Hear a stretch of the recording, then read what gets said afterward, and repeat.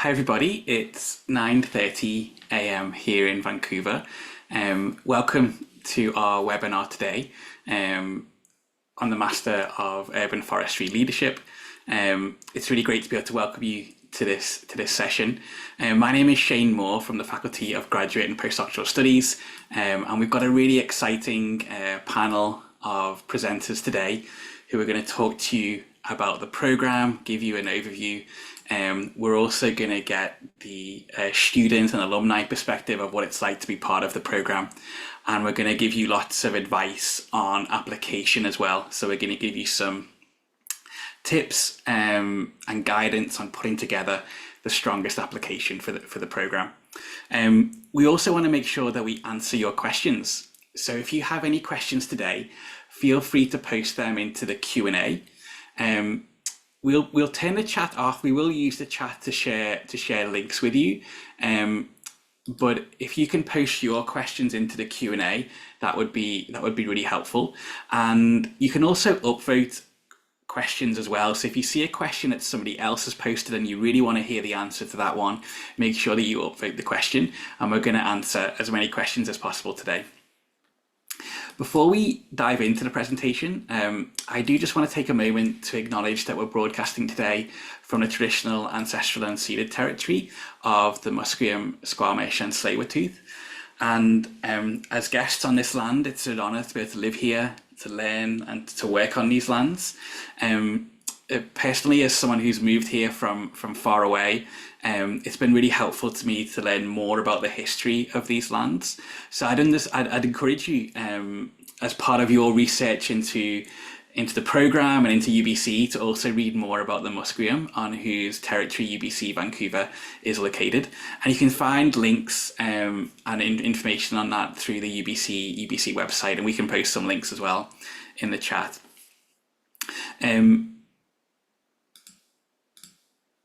Thank you as well for considering UBC for your graduate studies.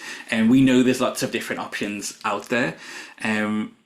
But at UBC, you'll really be joining a very dynamic graduate community.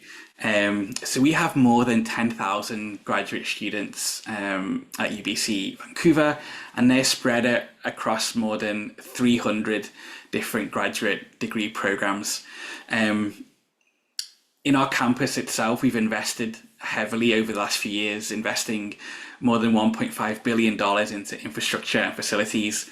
And we're regularly acknowledged as one of the top research universities in the world, consistently ranked as one of the top 5% of all universities globally. We're a very international place as well. So UBC was recently ranked as the most international university in North America. So we have students, I think, from over 130 different countries as part of our community. The Faculty of Forestry as well is one of the world's top forestry faculties. They are conducting some really amazing cutting edge research, which is driving change globally. And a lot of that research and a lot of that knowledge that's generated is what you'll be learning in the classroom, and what you'll be learning when you study with us. You'll be able to access really great facilities, both online and in person, and again, joining a really great community within the faculty. Let's take a deeper dive now into the program itself. So let me pass it over to Sarah to give us more of an overview of the Master of Urban Forestry Leadership. Sarah, over to you. Thank you so much, Shane. Really excited to be here today, and thank you to the attendees for coming to learn a little bit more about our relatively new program. The Master of Urban Forestry Leadership has now been in existence for 4 years, and we're super proud of our program and our alumni and our graduates and our students in the program. And through lots of feedback and interest, we are very excited to announce this year that we'll have 2 streams of the program.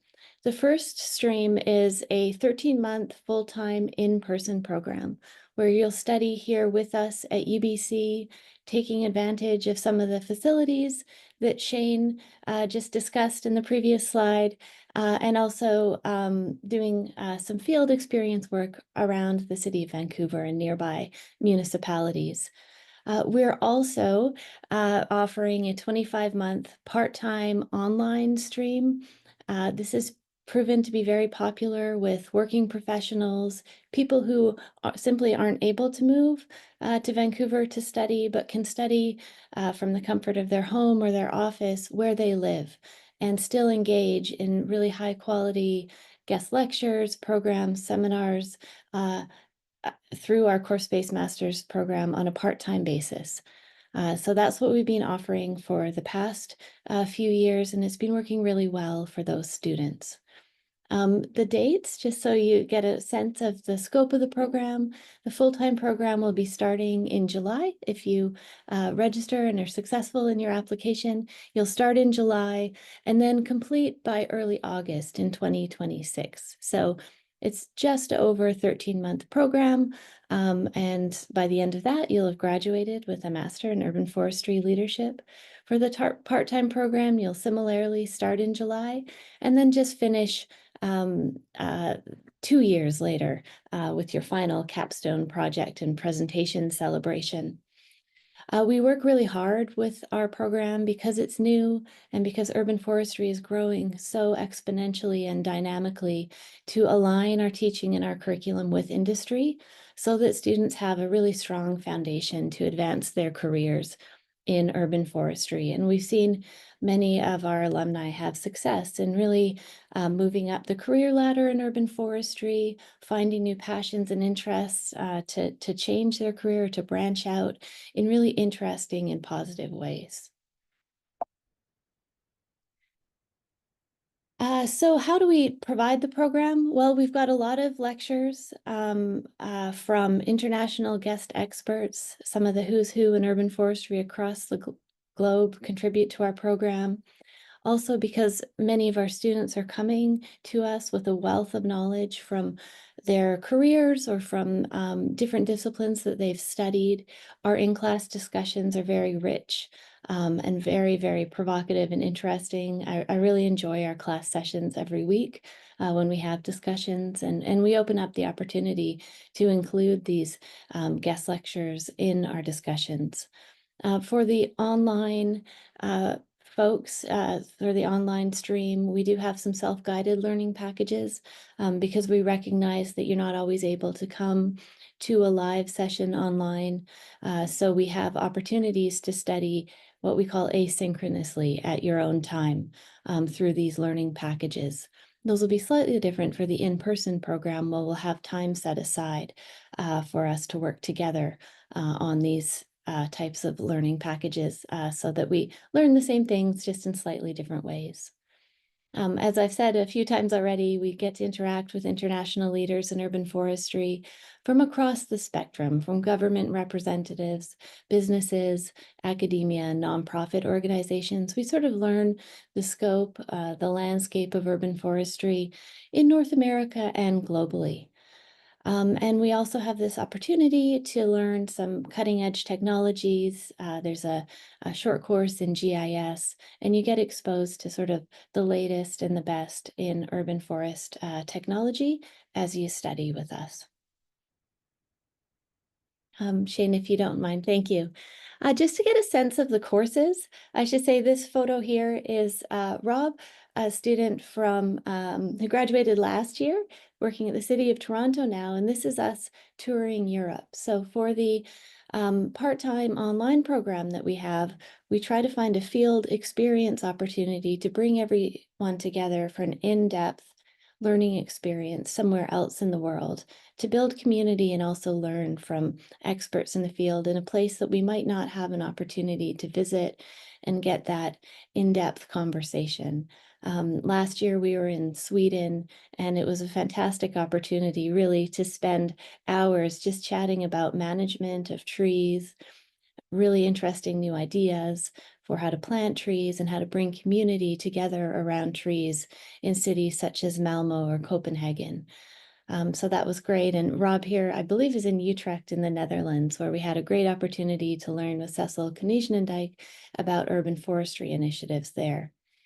So that's our optional field experience, but our actual courses bring you really right through the gamut of urban forestry knowledge. The first course gets you into the current state of urban forestry for our introductory class, Developing Green and Resilient Cities.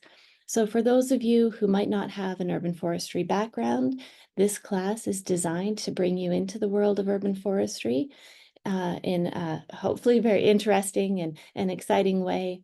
And then we have this geomatics principles course. We talk about governance, we talk about arboriculture, cutting edge resources and benefits assessment, thinking really through the whole spectrum of how urban forestry interacts with ecology, with climate change, with human health. We have an opportunity to talk about strategic urban forest planning and management, looking at futures and how do we plan for the future in really holistic ways. We have two really great classes where you work across our other professional master's programs. So you get to meet students who are pursuing professional masters in forestry or geomatics and learn professional communication skills and learn about working with diverse knowledge systems. Finally, our two core courses allow you to do a personal project, a capstone project, and I hope Heidi, our alumni, will talk a little bit about how her capstone project influenced her life. But we really bring you through how to do good research, a research proposal, and then our capstone course gives you an opportunity to explore an issue of interest in urban forestry at depth. And so you come out with some individual expertise in an area of interest for you. Yeah, I talked about the field experience here. This is our very first one where we're in Italy and Germany, just learning about how urban forestry is practiced elsewhere in the world. And again, giving that opportunity to meet with each other, even though we develop a really close community online, meeting in person does add that sort of extra amount of collegiality to help you through your final projects. And so this is an option that we'll be providing every year. We'll do something slightly different for the in-person students, but we'll have a similar type of field experience where you can just go out in the field and spend time immersed in best practice urban forestry. So now it's time to meet our alumni. I'm going to move it over to introduce Heidi Chang, who graduated last year from our program. So thank you for joining us today, Heidi. No, thank you for having me. And it's nice to meet everyone. My name is Heidi. I was a MUFL alumni, and as Sarah said, I graduated last year in the program. Just to give you a bit of background about myself, I actually did my undergrad degree in forestry, in the Faculty of Forestry, in the Forest Operations program. And, you know, somewhere along, I think my third or fourth year, I really decided that forestry operations was just not for me. It was too isolating, and I really wanted an aspect of connecting with people. So I thought, you know, maybe is it too late to, you know, start a career in urban forestry? And I saw all my friends in urban forestry having so much fun. So I really not regretted my decision, but I did think, oh, you know, urban forestry could be for me. So I actually had the opportunity to talk to our graduate program advising office, and they recommended MUFL, the program, for me as it was in their starting stages. And, you know, it would have been like, I thought I saw this as an opportunity to kind of broaden my horizons. I have like a bit of a traditional forestry background as well as now a urban forestry background, which I found would be really helpful in my career.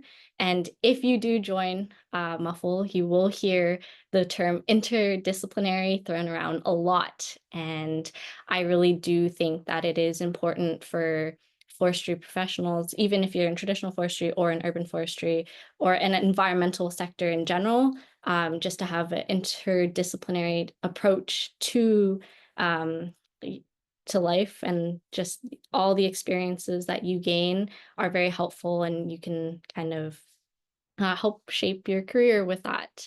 And so actually, I guess, to talk a little bit about my capstone project. I have a slight background working with children, and so I really wanted to find a way to incorporate urban forestry and helping children reconnect with nature. So I had a capstone project focused on assessing the benefits and barriers of urban greening spaces in elementary schools in Vancouver. And it really helped me develop a plan for engagement, on how to incorporate green spaces in a way that would help children learn, and engage and reconnect with nature. I will say the Faculty of Forestry has been honestly the most, if you do decide to take your graduate program here, the Faculty of Forestry is very supportive. And I felt that ever since I was an undergrad, and even more so in graduate studies. You do get a lot of support from the program director, from your instructors, from the advising team. You get a small cohort. Like I believe my cohort, we had 6 people in it. So you get to really know your classmates, you get to know your instructors, and yeah, this is probably the best graduate program to feel the most supported in. You get experts in their field teaching you. So I have nothing but really great things to say about our program. Yeah. I will pass it back to Sarah, actually. So Thank you so much, Heidi. And if you have any questions about the student experience, we've got Heidi here, which is fantastic. And I'm going to pass it over to Rebecca to talk a little bit about how you can apply for the program. Thank you, Sarah. Hi, my name is Rebecca Kim. So I'm one of the admission coordinators in the Graduate Student Services at Faculty of Forestry. And I oversee the MUFL program from admission to students' graduation. So in the upcoming slides, I will be going over our general admission requirements. So academic background. On our website, it says MUFL's required academic background is relevant fields such as urban forestry, landscape architecture, conservation, geography, social science, or engineering.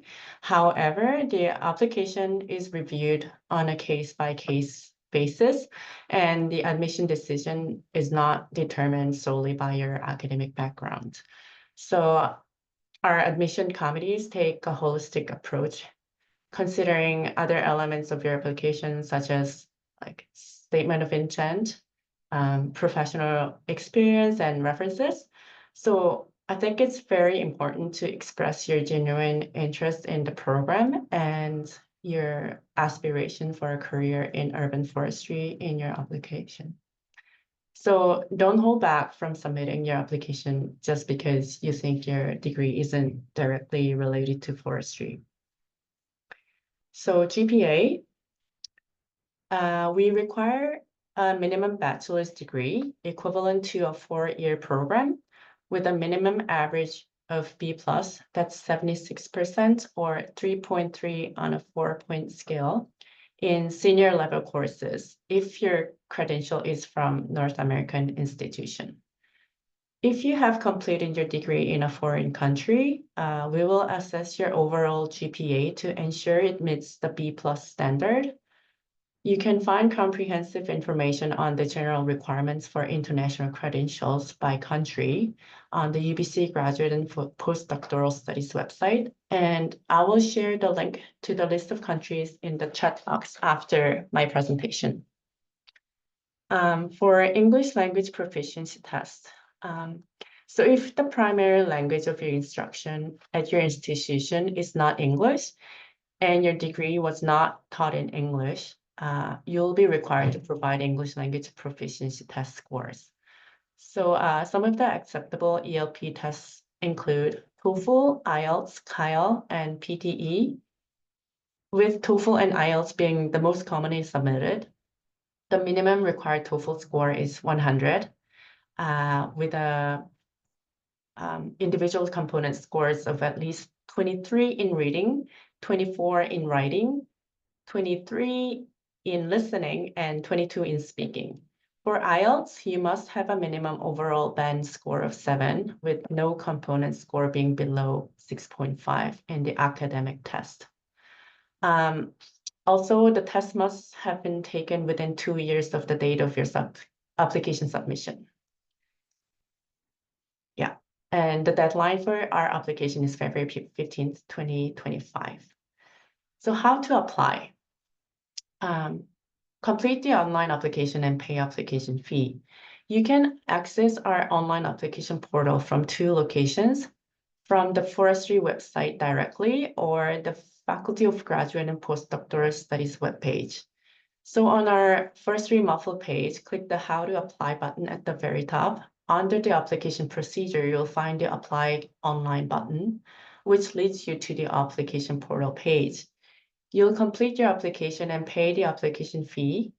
And please note that your application is only submitted once you pay for your application fee.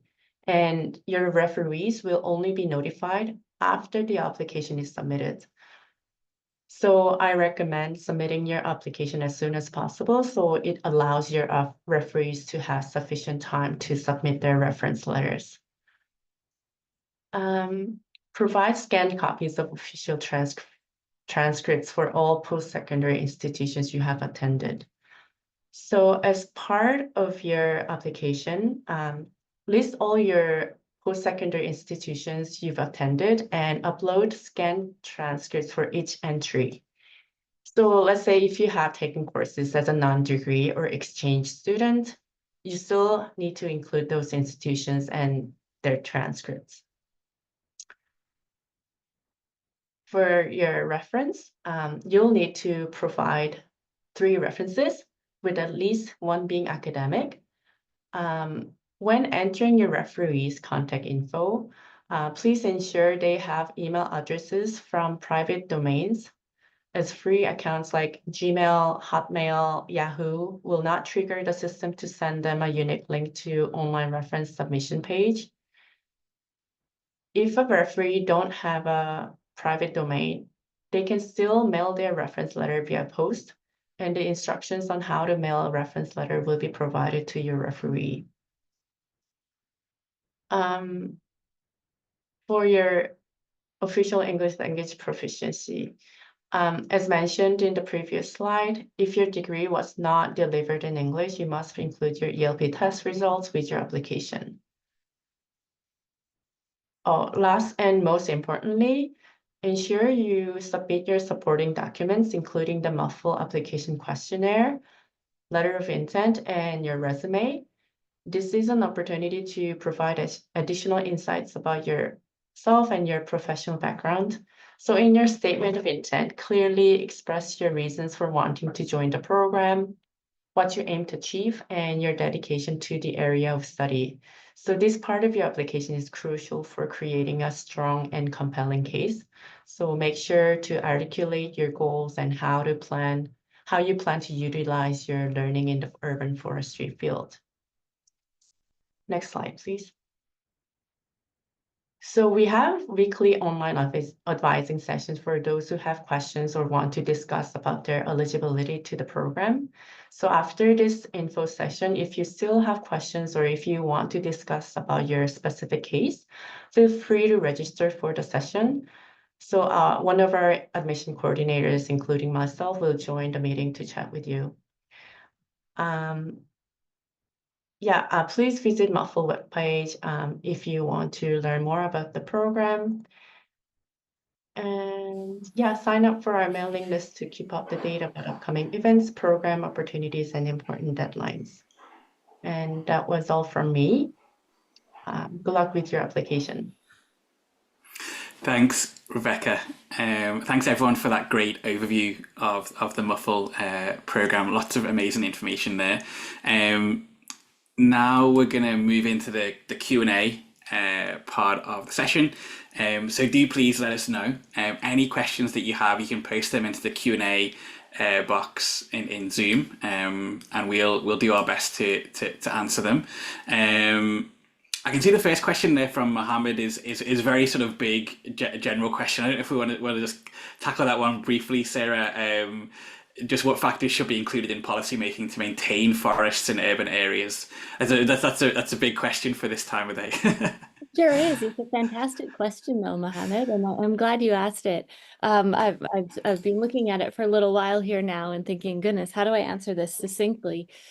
First answer is we have a whole course, 2 courses really in the MUFL program that would help you answer this. My quick takes, if you want sort of a quick understanding of it, is really understanding where you are, taking stock of the current assets that you might have in an urban space. So doing an inventory and an assessment, and then thinking about planning for the future, incorporating climate change, incorporating urban ecology needs, human health needs. But the primary, in my opinion, factor to include is how to partner with the community. Urban forestry initiatives are the most successful when they're done with the community, not for the community. And so understanding the community's needs, where they're coming from, what their interests are, is, in my opinion, one of the most important factors to include in policymaking to maintain forests in urban areas. Amazing, thanks, Sarah. We've had a couple more great questions in here from Carol, so let's do those next. And what I'll do is actually I'll stop sharing my screen just so people can see us a little bit better. Carol asks, if you decide to do the in-person version of the course, would you still be eligible to do the international field trip? A fantastic question, Carol. One that I haven't quite wrapped my head around. We're planning for a field course for the in-person folks that will be very exciting. Are you also able to do the international field course? I think we'd have to see how the demand is from the online students. I'm not saying it's a no. I'm not saying it's a complete yes.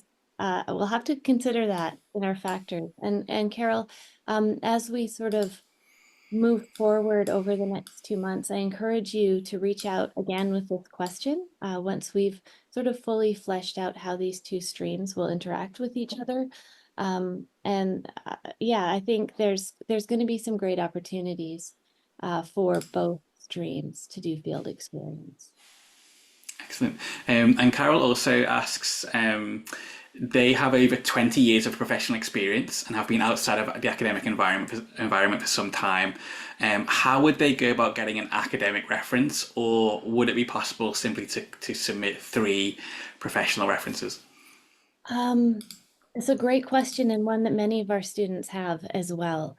It's a real challenge to get an academic reference from your undergraduate degree from 20 years ago. Unfortunately, the University of British Columbia does require that academic reference. So I encourage you to do your best. You've got some time now to reach out to professors or program advisors from your undergraduate degree. If not, we reach out to Rebecca and I as well very quickly. Rebecca, you might be able to jump in to answer this question as well, but I'm of the understanding that academic reference is quite important. So doing your best to get that is highly recommended. Yeah, I agree with Sarah. I recommend reach out to your professor, and if you can't, just provide 3 professional references, and we'll review your case and then maybe bring up to grad and postdoctoral studies to make an exception in in your case. But it's always reviewed on a case by case. So we cannot guarantee you that you will be making an exception for that. Okay, thanks for that answer. Next question from Jana. As one of the only online and part-time forestry programs, how transferable is the knowledge gained? Do graduates find it difficult to work in other areas of forestry, or is the interdisciplinary knowledge gained helpful for, let's say, international forestry? Since graduates are not registered foresters, how do the roles compare to traditional forestry positions? Lots of, I think three questions in one there, a lot to tackle. But Sarah, can you get us started on that? Yeah, I'll get us started on there. It's interesting because we've talked about interdisciplinarity. We've had quite a few alumni move in different directions than urban forestry, maybe more into landscape planning, environmental planning, planning itself, but not so many into forestry yet. Just a reminder that we have only now graduated 4 cohorts of the program. So there's lots of room to expand in this case. But how transferable is the knowledge to urban professions? Highly transferable. I think the knowledge that you learn can definitely help you get a job in a more urban location, in international urban location for sure. In rural forestry, there's quite a few principles that you'll learn that will be transferable. I just can't say exactly because I don't have a case to think about. Heidi, if you can recall any of our alumni that have gone into traditional forestry positions just yet. And you've got a background in that, Heidi. Maybe you could weigh in quickly. I can't think of anybody off the top of my head because I know 3 students from my cohort all did the forestry undergrad in like resource management or forest operations or forest sciences, which all are more traditional forestry backgrounds. I would say it's not or how would I put this? It's not that it's not completely transferable. Like there are some aspects that can be transferred over, but I think it'll be easier to learn if you have like an urban forestry background. It goes both ways. Like both will go hand in hand, I think. Yeah, thanks, Heidi. So Jana, I hope that starts to answer your question. Happy for you to ask an additional follow-up question into the chat.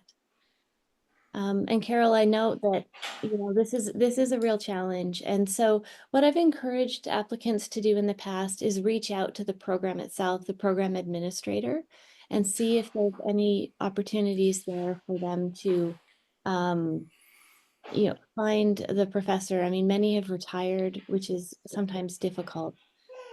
And so if you can just do that first step, it makes the application process just that little bit easier for you. But again, I'm very happy to have a conversation about this once you've explored those options and writing all of these cases into your application letter.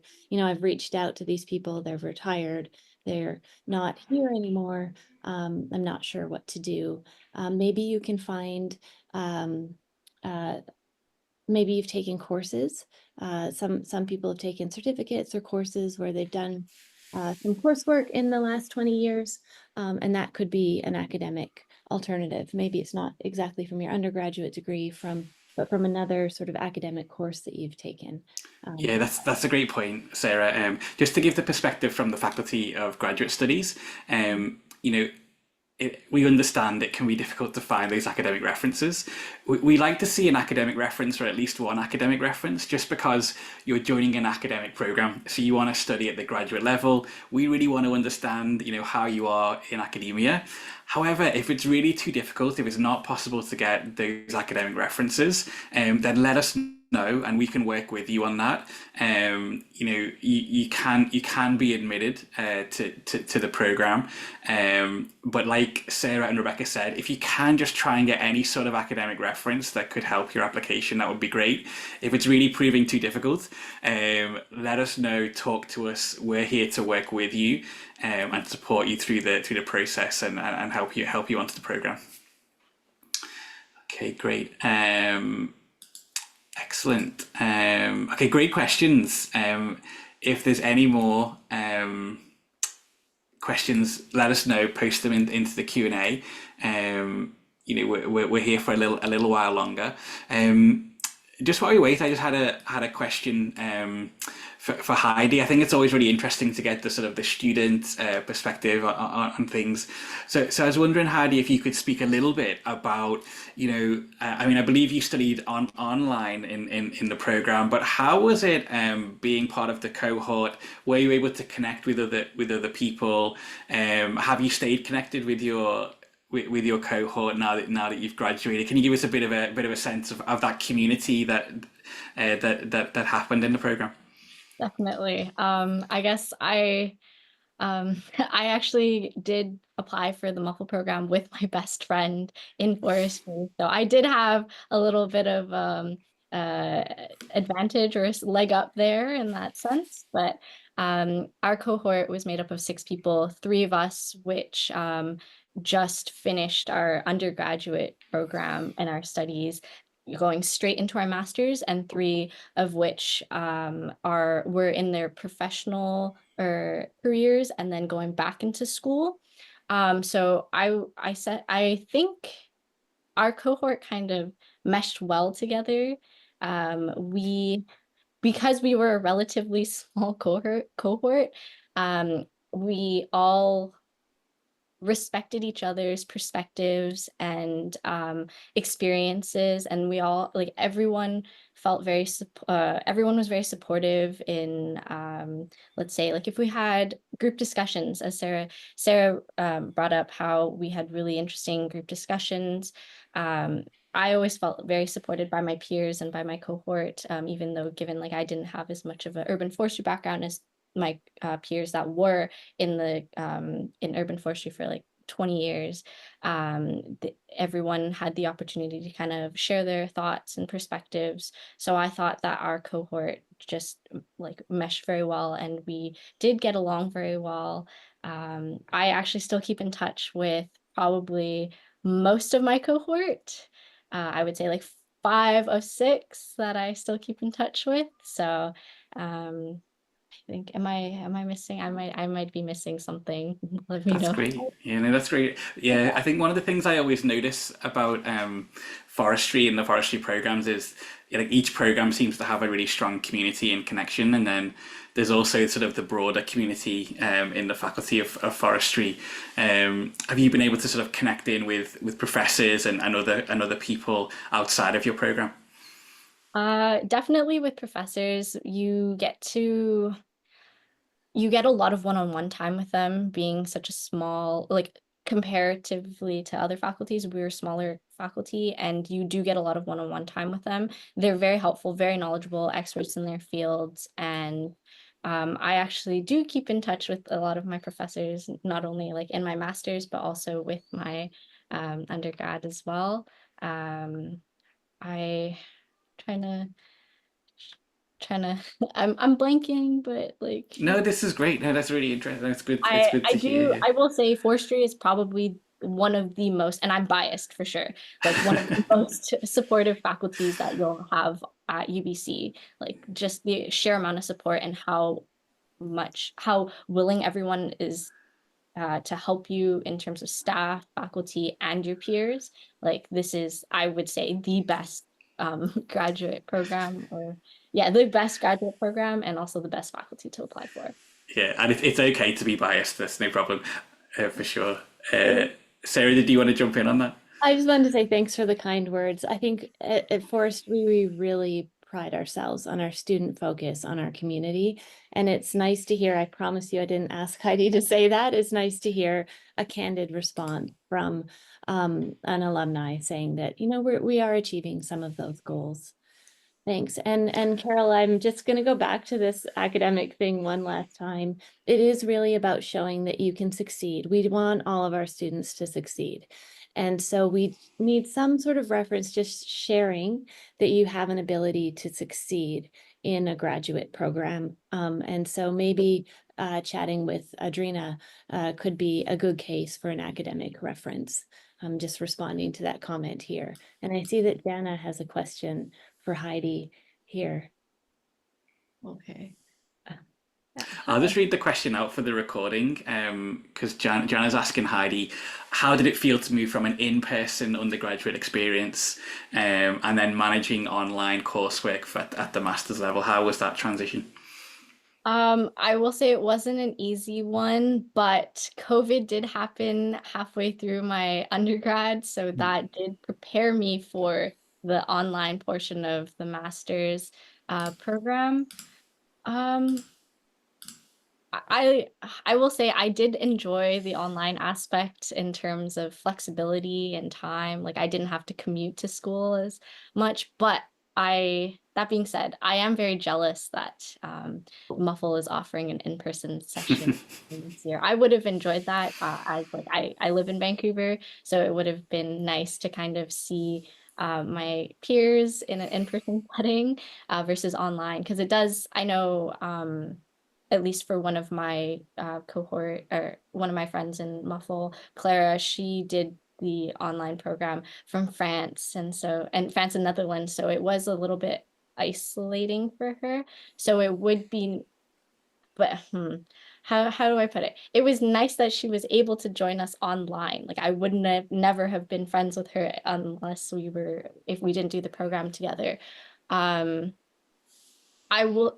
it's a transition definitely to do from like in person to online, but I don't think Forestry really stopped their support, if that makes sense. Like even though we moved online, you still all the professors are available. Sarah, the undergrad graduate advising office, they're all there to support you in any way, shape, form, even if you are online.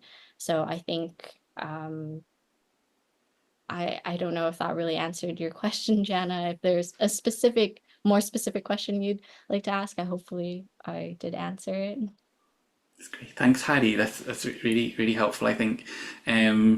Great questions, everyone. So I've had some really excellent questions so far. So do let us know if you've got any more questions. So Jana says thanks very much, Heidi. So I think that was a great answer. Thank you. Just while we wait to see if you have any more questions, I just wanted to ask the team, about the application, because I know people listening will be starting to work on their application or working on it at the moment. Would you have any sort of tips? What do you look for in a strong application? I'm thinking about the written component, like the statement of interest. What are you looking for in a strong candidate, and would you have any tips for the audience? My favorite part of reading the applications and going through them is that statement of interest, why you're inspired to study urban forestry, and some of the personal sort of journeys that have led a student to want to pursue further education in urban forestry, being really powerful, really meaningful. And so I think spending some time on that statement, which is in the MUFL questionnaire about why you're interested in the program, and then no pressure if you're interested in urban forestry in general, but there are some students who are very passionate about a very specific area of urban forestry and have got some ideas already for their capstone area of focus. And those have been really inspiring to read as well. So I think those statements are my favorite part of the application to respond to read. It helps me to get to know the students and helps us to get to know the students even before they arrive. To help us sort of maybe shape or line up guest speakers in certain areas. And so I encourage you to put heart into it. Don't worry about, perfectly pitching something, but it's really about the heart behind those few questions that I really enjoy. So speak from your own personal experience in those statements. And Rebecca's given you some tips here in the chat on how to write those statements of interest. Oh, great. Yeah, thanks, Rebecca, for sharing those links. Yeah, if you haven't noticed, there's lots of great links in the chat that Rebecca's posted, so make sure that you check those out. Excellent. And I know one of the things that makes this program so strong is that it's a new program, it's developing all of the time, but also that sort of focus on industry and making sure that what's being taught in the program is pretty up to speed with what's happening in industry at the moment. So Sarah, could you speak to that a bit more? How we sort of linked in and how do you make sure that those strong industry connections are there? Yeah, that's a great question, Shane. Thank you. Well, we attend a lot of conferences, and we have really close relationships with some of the bigger organizations, Tree Canada, the Arbor Day Foundation, the Sustainable Forestry Institute. I keep forgetting what the I stands for, but we're regularly in touch with them, and we have an advisory committee with leaders in industry across those boards. Oh, as well as the Urban and Community Forestry Society for North America. We are very close with the International Society for Arboriculture. In fact, many of our alumni are sitting on boards with them. So we stay in touch through those big organizations. We're watching what they're doing in terms of the professionalization of urban forestry very closely, participating where we can. For example, the Society of American Forests has just launched a professional credential in urban and community forestry, and we've participated in that process. So we stay in touch that way, and we also stay in close touch with our alumni who are in the industry now and leaders in the industry now. And so seeing how the program helps them become leaders in the industry, even in this short amount of time that we've had the program, has been really influential in shaping the program and understanding how to best position our students for really strong careers in our field or in adjacent fields. Amazing. That's great. Yeah, I love all of the connection with alumni. Like I feel like once someone has been part of UBC's forestry faculty, they stay connected for a long time afterwards. That's really, really exciting. Excellent. So we've just got a few more minutes to go. So if you have any final questions, don't hesitate to put them into the Q&A. And of course, in the chat, Alyssa has posted Sarah and Alyssa's emails. So again, you can be in contact with the team that way as well. But yeah, any final questions, let us know. Maybe I could ask Heidi if there was like a big highlight from the program, like when you think back on the program, what was your sort of favorite moment or day or class? What was the sort of the highlight for you? I think the highlight for me was honestly our field experience. So I was part of the group that got to go to Utrecht in Netherlands, and we did Freiburg and Munich in Germany. And it was just really nice because we were online to finally be able to see my classmates in person. And finally, like, I guess when you're in a Zoom or in a Zoom meeting for most of the days, you never really quite, like, the people, but you don't quite know them until you see them. So it was really nice to finally get to meet my classmates in person. And we actually got to tour with Cecil as well. So we learned a lot, and it was my first time actually going to Europe as well. So I think it was like a very big moment for me, was like, I finally get to learn and put into perspective and see in person all like the things that I learned throughout my year in MUFL that's happening in European cities, and how like the different, I don't know, like different systems that they use, the different engagement tactics they use, and how they go approach urban forests within a city, and how there's like a the field study was definitely my most favorite highlighted portion of my MUFL. Amazing, yeah, and I think I can imagine it must have been so exciting to meet your colleagues in person as well for the first time. That must have been a nice moment. Too, like, and it was post-COVID, so it was perfect. Yeah, oh, that sounds excellent. Amazing. And I'll just quickly chime in because I've watched now for 3 years as we meet in Europe. And the first year, I was a new city to me. So I was like, let's just meet in this park. It was amazing to see everybody who are already friends just come together and like get that extra level of sort of friendship and collegiality. But to watch them already be that close and then meeting in Europe and just sort of moving on without any awkwardness, really, just this real sense of collegiality that had been fostered online and then really cemented in an in-person experience. And For those who haven't been able to attend the field experience, because it is optional, and many of our part-time students have new families, busy careers. We've had people attending class from their truck or for their office, boardroom, just to get that further education. We've managed to meet up with them at conferences. There's always an alumni group from UBC Forestry at many conferences. And so we have this sort of similar in-person opportunity to share a meal together at various conferences in North America and across the world to sort of, again, foster that collegiality. Amazing.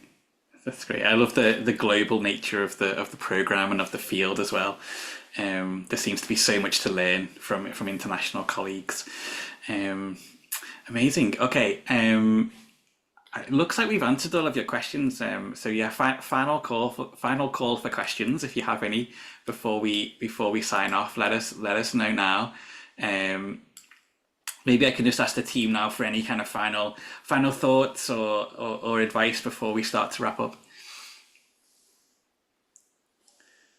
Sarah, did you have any kind of final thoughts or comments? Rebecca and Eliza a minute, but I'll just chime right in. It doesn't need to be only my voice, but I spoke to many of the applicants last year. I had a chance to have a half-an-hour conversation with many of them before the February 15th deadline, and I really enjoyed those conversations. It gave me great perspective on the breadth of potential students that are interested in our program. And Rebecca and Lee similarly had these amazing opportunities to have a conversation with students. And so please do reach out to set up those conversations.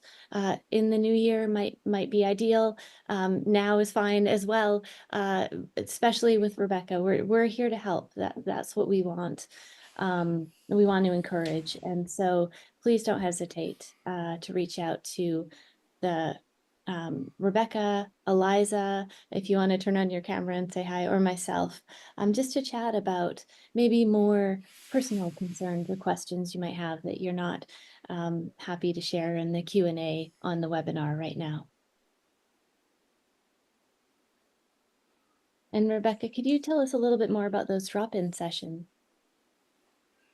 About the advising sessions? Yeah, the advising sessions. So it's a weekly group advising session. So we have set time for registration. So we have one in the afternoon session and one in the morning. So I'll share the link in the chat box for registration page. So it's a group advising, and about 4 to 5 people will show up, and they have the opportunity to ask about the application procedure or the admission requirements. And if they want to discuss specific about their own cases, whether to see if they're suited to the program, I direct to the program directors or program coordinators for further discussion. So it's a good session that they have the opportunity to talk about themselves and ask like specific questions about the program too.